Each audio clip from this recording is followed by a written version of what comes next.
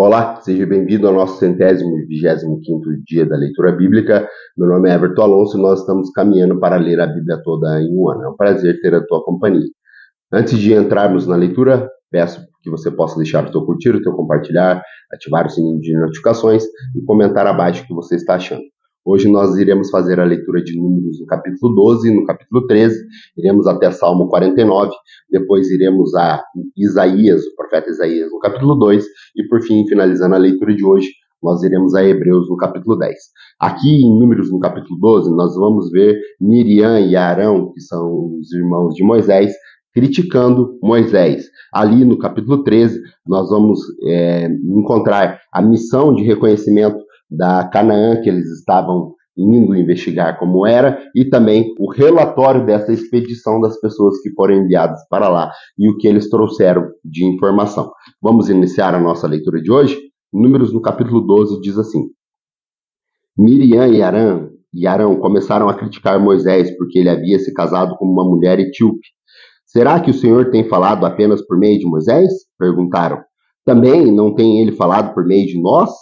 O Senhor ouviu isso. Ora, Moisés era um homem muito paciente, mais do que qualquer outro homem que havia na terra. Imediatamente o Senhor disse a Moisés, a Arão e a Miriam, dirijam-se à tenda do encontro, vocês três.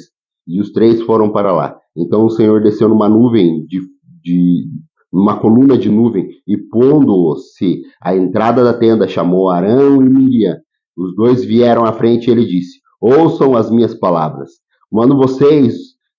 Quando entre vocês há um profeta do Senhor, a ele me revelam em visões, em sonhos falam com eles. Não é assim, porém, com meu servo Moisés, que é fiel em toda a minha casa. Com ele eu falo face a face, claramente, e não por enigmas. E ele se vê a forma do Senhor. Por que não temerem criticar o meu servo, não temeram criticar o meu servo Moisés? Então a ira do Senhor se acendeu contra eles, e eles os deixou. Quando a nuvem se afastou da tenda, Miriam estava leprosa, sua aparência era como de a neve. Arão voltou-se para Miriam, viu que ela estava com lepra, e disse a Moisés, por favor, meu senhor, não nos castigue pelo pecado que tão tolamente cometemos. Não permita que ela fique com um feto abortado que sai do ventre da sua mãe como a metade do seu corpo destruído. Então Moisés clamou ao Senhor, ó Deus, por misericórdia, conceda-lhes a cura. O Senhor respondeu a Moisés, se o pai dela lhe tivesse cuspido no rosto, não estaria ela envergonhada 7 dias? Que fique isolada fora do acampamento 7 dias, depois ela poderá ser trazida de volta. Então Miriam ficou isolada 7 dias fora do acampamento, e o povo não partiu enquanto ela não foi trazida de volta. Depois disso, partiram para Azarote e acamparam no deserto de Parã. Números 13. E o Senhor disse a Moisés, envie alguns homens em missão de reconhecimento à terra de Canaã, terra que dou aos israelitas, envie um líder de cada tribo de seus antepassados. Assim Moisés os enviou do deserto de Parã, conforme a ordem do Senhor. Todos eles eram chefes dos israelitas, e estes são os seus nomes. Da tribo de Ruben, Samua, filho de Zacur, da tribo de Simeão, Safate, filho de Ori, da tribo de Judá, Caleb, filho de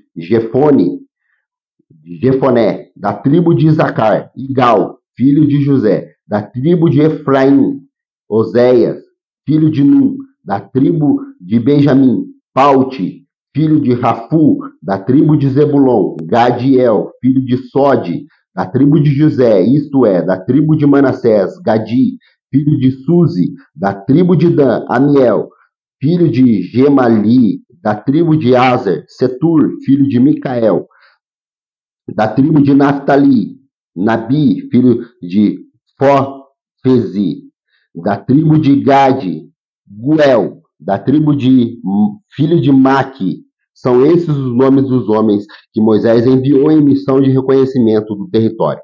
Abre parênteses. A Oséias, filho de Num, Moisés deu o nome de Josué. Fecha parênteses.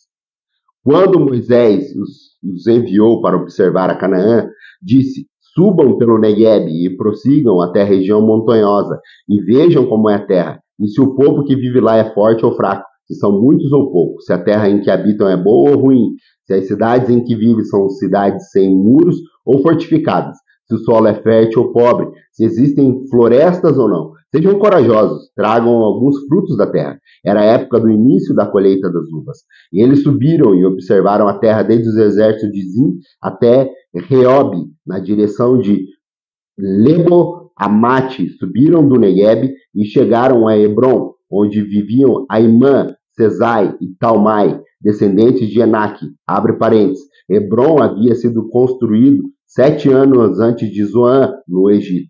Fecha parênteses. Quando chegaram ao vale de Escol, cortaram um ramo do qual pendiam um único cacho de uva. 2 deles carregavam o cacho, pendurado numa vara. Colheram também romãs e figos. Aquele lugar foi chamado de Vale de Escol, por causa do cacho de uva que os israelitas cortaram ali. A fim de 40 dias, eles voltaram da missão de reconhecimento daquela terra. Eles então retornaram a Moisés e Arão e a toda a comunidade de Israel em Cádiz, no deserto de Parã, onde prestaram um relatório a eles e toda a comunidade de Israel, e lhe mostraram os frutos da terra. Eles deram o seguinte relatório a Moisés: entramos na terra a qual você nos enviou, onde há leite e mel com fartura. Aqui estão alguns frutos dela, mas o povo que vive lá é poderoso, e as cidades são fortificadas e muito grandes. Também vimos descendentes de Enaque. Os amalequitas vivem em Negueb, os hititas e jebuseus, os amorreus vivem nas regiões montanhosas, os cananeus vivem perto do mar e junto ao Jordão. Então Caleb fez o povo calar-se perante Moisés e disse: subamos e tomamos posse da terra. É certo que venceremos. Mas os homens que tinham ido com eles disseram: não podemos atacar aquele povo, é mais forte do que nós. Espalharam entre os israelitas um relatório negativo acerca daquela terra. Disseram: a terra para a qual fomos em missão de reconhecimento devora os que nela vivem. Todos os que vimos são de grande estatura, vimos também gigantes, os quais são descendentes de Enaque, diante de quem parecíamos gafanhotos, e a nós e a eles. Vamos agora olhar a nossa leitura, Salmo 49, que aqui também é um cântico de adoração que os coraitas fizeram como forma de música. Diz assim, Salmo 49. Ouçam isso vocês, todos os povos, escutem todos que vivem nesse mundo, gente do povo, homens importantes, ricos e pobres, igualmente. A minha boca falará com sabedoria, a meditação do meu coração trará entendimento. Inclinarei os meus ouvidos a um provérbio, com a harpa exporei o meu enigma. Por que deverei temer quando vierem dias maus, quando os inimigos traiçoeiros me cercarem, aqueles que confiam em seus bens e se gabam das suas muitas riquezas? Homem algum pode redimir seu irmão, ou pagar a Deus o preço de sua vida, pois o resgate de uma vida não tem preço. Não há pagamento que livre, para que viva para sempre, e nem que sofra em decomposição. Pois todos podem ver que os sábios morrem, como perecem o tolo e o insensato, e para os outros deixam os bens. Seus túmulos serão sua morada para sempre, sua habitação de geração em geração, ainda que tenham dado em seu nome as terras. O homem, mesmo que muito importante, não vive para sempre. É como os animais que perecem.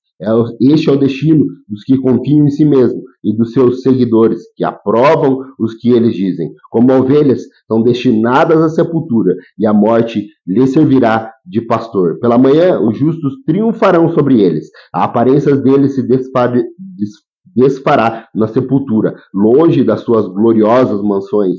Mas Deus redimirá a minha vida da sepultura e me levará para si. Não aborreça quando alguém se enriquece ou aumenta o luxo de sua casa, pois nada levará consigo quando morrer. Não descerá com ele ao seu esplendor. Embora em vida ele se parabenize, todos os elogiam.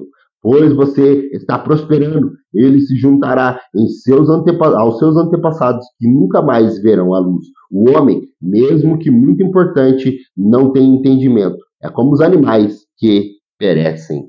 Vamos agora ao livro de Isaías, no capítulo 2, da onde o profeta Isaías aqui ele vai falar sobre a glória do monte do Senhor. Ele também falará sobre o dia do Senhor. Diz assim, Isaías no capítulo 2. Foi isso que Isaías, filho de Amós, viu a respeito de Judá e de Jerusalém. Nos últimos dias, o monte do templo do Senhor será estabelecido como seu principal, será elevado acima das colinas, e todas as nações correrão para ele. Virão muitos povos e dirão: venham, subamos ao monte do Senhor, ao templo de Deus de Jacó, para que ele nos ensine os seus caminhos, e assim andemos em suas veredas. Pois a lei sairá de Sião, de Jerusalém, virá a palavra do Senhor. Ele julgará entre as nações, e resolverá contendas de muitos povos. Eles farão as suas espadas arados, e de suas lanças foices. Uma nação não mais pegará em armas para atacar outra nação. Elas jamais tornarão a preparar-se para a guerra. Venham, ó descendentes de Jacó, andemos na luz do Senhor. Certamente abandonaste o teu povo, os descendentes de Jacó, porque eles se encheram de superstições do povo do leste. Praticam adivinhações como os filisteus e fazem acordos com os pagãos. Sua terra está cheia de prata e de ouro. Seus tesouros são incontáveis. A sua terra está cheia de cavalos. Seus carros não têm fim. Sua terra está cheia de ídolos, e eles se inclinam diante das obras. Das suas mãos estão os seus dedos fizeram. Por isso, a humanidade será abatida. O homem será humilhado. Não os perdoes. Entre no meio das rochas, escondam-se no pó, por causa do terror que vem do Senhor, do esplendor das suas majestades. Os olhos do arrogante serão humilhados, e o orgulho dos homens será abatido. Somente o Senhor será exaltado naquele dia. O Senhor dos Exércitos tem um dia reservado para todos os orgulhosos e altivos, para tudo o que é exaltado, para os que eles sejam humilhados, para todos os cedros do Líbano, altos e altivos, todos os carvalhos de Bazã, para todos os montes elevados, de todas as colinas altas, para todas as torres imponentes, e todo muro fortificado, para todo navio mercante, todo barco de luxo. A arrogância dos homens será abatida, e o seu orgulho será humilhado. Somente o Senhor é exaltado naquele dia, e os ídolos desaparecerão por completo. Os homens fugirão para as cavernas das rochas, e para os buracos da terra, por causa do terror que vem do Senhor, e do esplendor da sua majestade, quando ele se levantar para sacudir a terra. Naquele dia, os homens atirarão aos ratos e aos morcegos os ídolos de pratas e os ídolos de ouro que fizeram para adorar. Fugirão para as cavernas das rochas e para as brechas dos penhascos, por causa do terror que vem do Senhor e do esplendor da sua majestade, quando ele se levantar para sacudir a terra. Parem de confiar no homem, cuja vida não passa de um sopro em suas narinas. Que valor ele tem? Vamos agora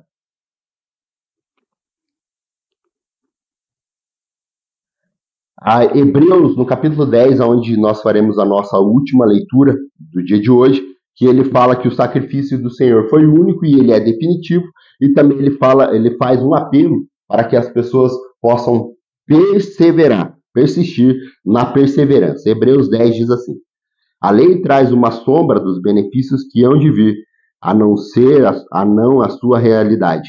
Por isso, ela nunca consegue, mediante os mesmos sacrifícios repetidos ano após ano, aperfeiçoar os que se aproximam para adorar. Se pudessem fazê-lo, não deixariam de ser oferecidos?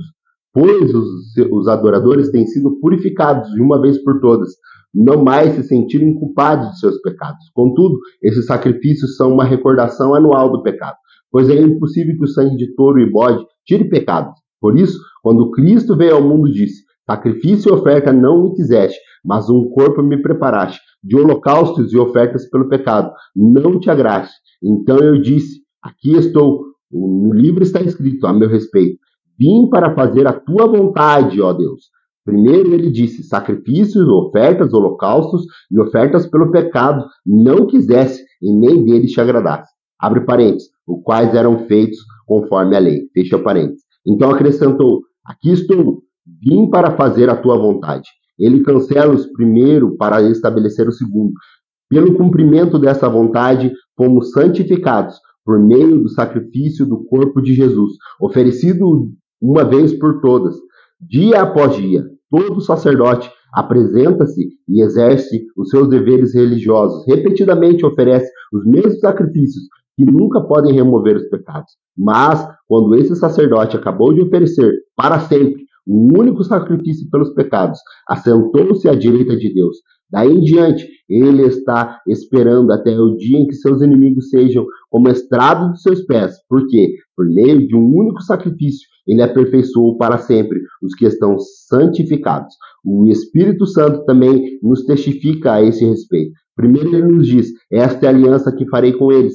Depois daqueles dias, diz o Senhor, porei as minhas leis em seu coração e escreverei em suas mentes. E acrescenta, os seus pecados e iniquidades não lembrarei mais.